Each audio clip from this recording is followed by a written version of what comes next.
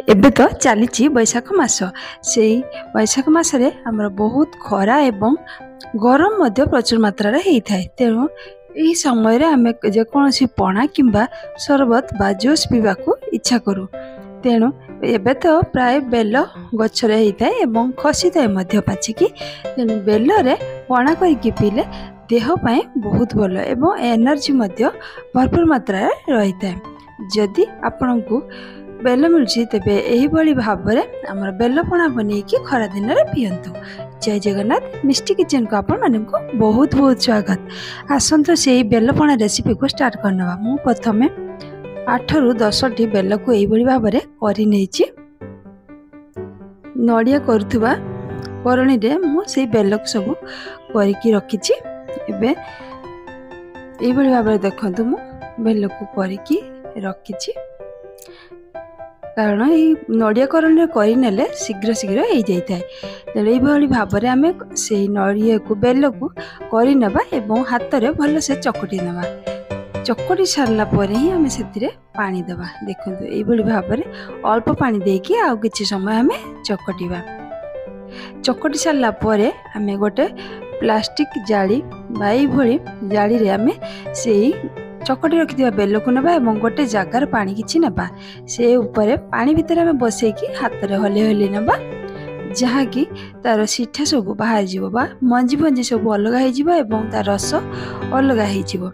यही प्रोसेस जदि आम बेल को छाणीबा बा बेल को भल भाव चकटिकी खोलिबा ये प्रोसेस कले बहुत जल्दी होता है। तेणु यही भाव में आम से बेल सब को खोली नबा। खोली सारा भितर देखु से भितर मुझे गोलमरीच एवं नहीं आमर पान मधुरी ये सब को चिकन भाव में आम बाटी नबा।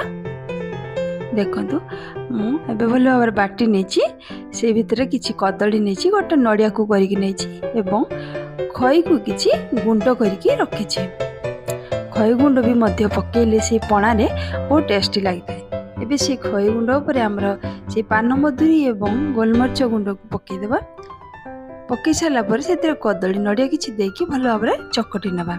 एथिरे मु कम परिमाण कदली देछि। आपण चाहिए अधिक परिमाण कदली देकी पणाटी बनी पारे। एबे चकटी सारा पर आमर से बेल रस भितर बा बेल को चकटी जो रखी थे आम से सब को मिसईदे। मिसई सारा पर भल भाव में गलई नबा।